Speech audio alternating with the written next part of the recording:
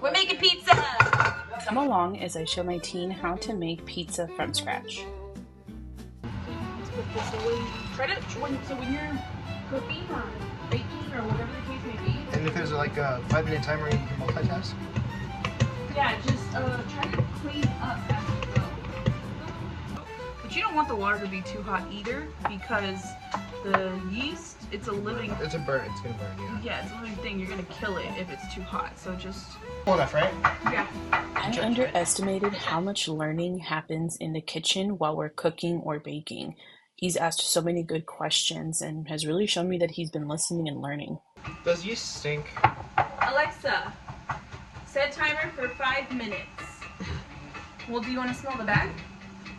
Does it smell bad? I don't think it smells bad, but there's a distinct smell. It's kind of similar to what's in beer. Oh, Oh, okay. I guess you can't really smell it. I really wish I would have gotten him involved in the kitchen much sooner, because I am now starting to see what great sensory input it is for kids to be in the kitchen. So set timer for 5 minutes, and while that's going, you're gonna see. Bless you. Thank you. Where's the recoil of a decal? Yeah. So. The recipe that we're using is from the book Handmade by Melissa Kane Orris. I'll leave a link in the description. I will also leave a couple of my favorite YouTube videos of some of my favorite people for you to try out their recipes as well. In 5 minutes, you're gonna see it looks different. You can actually see it work if you want to watch it for a little bit.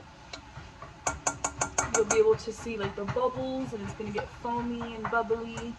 And that's how sourdough's made. Basically, this is just a cheap way where it's just the pure yeast. It's not all the flour in the water. I got one scene in Minecraft where you put 2 loaves of bread between 2 villagers, and then a baby villager spawns. No way, really? Seriously? That's a thing? Preparing meals together as a family sure does bring up some interesting conversations. Anyway, so we are going to be mixing our dry yeast with warm water to get it to foam up and activate. Then we will be adding all of our flour and dry ingredients. So what Adam is doing here is he is scooping the flour into his measuring cup, so he does not compact the flour any further, and then he scrapes the excess off. We finish adding the rest of our dry ingredients to include Italian seasoning and then some olive oil, and we mix. Okay.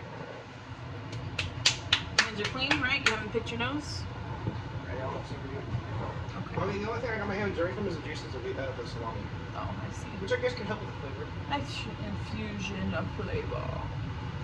Okay, so I've floured my surface. Do you know why you flour your surface? So it doesn't stick to the counter? Exactly. I said you're talking about this. Well, you know, I might forget. How long ago was that? You think you remember all of it? So the next time I ask you to make a dinner, No, quiz me. you wanna win a lady's heart, make her a homemade pizza. So you see how it's like still sticking to my hands? That's good? No. No, you don't want it sticking to your hands. You want to add more flour to your hands? Yeah, so you want it not as I don't like sticky. flour, it's dry. It is dry. But fluffy. It is. You don't want it to, you want it tacky, but not like super sticky. Fold, press in, turn. Okay, so There you go. Good. Turn. Like I said, great sensory activity for the kids. So now listen, I'm not a professional pizza person, maker. I'm just doing what I feel is right. If you guys have any constructive criticism on how to get this pizza to lay right, please leave a comment. Meanwhile, I try to wrestle this pizza dough onto the pizza pan. Adam is going to get started on our second pizza dough ball.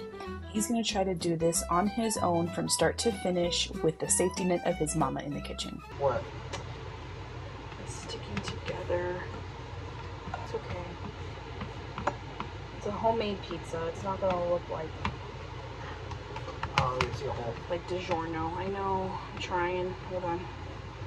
Let's see what I can do. We buy our mozzarella in block form in bulk and shred it ourselves. My husband heard about the stuff that is in shredded cheese and he said, no more. We'll just shred it by hand from now on. Pizza is a great way to use up leftovers in your fridge. So if you have leftover proteins or any leftover vegetables, you can throw them in a pizza. We normally have our ingredients on hand in the freezer. My husband is a meat lover, so he will pack his with sausage, pepperoni, bacon, salami if we have it. So any protein that usually goes in his pizza. As for my son and I, we believe that pineapple does in fact belong on pizza, so we will usually put pineapple and ham on our pizza. The little one prefers a plain cheese pizza, but will pick off the toppings if she has to.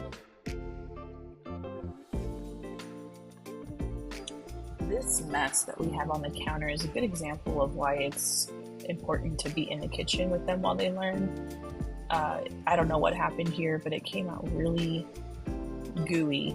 So I just think maybe there wasn't enough flour added, but no worries. I added as much flour as needed to be to get to the right consistency. When you cook and bake from scratch more often, you'll start to get the feel of dough and other things that you're cooking in the kitchen. It'll just feel right at a certain point.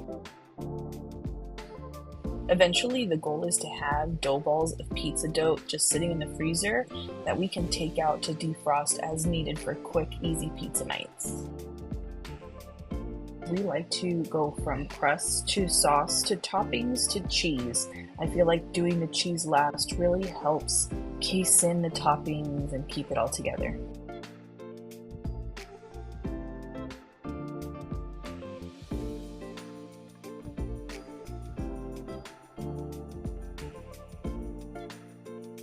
Okay. Hey, Bless you. make sure the camera can see it. Ah, man.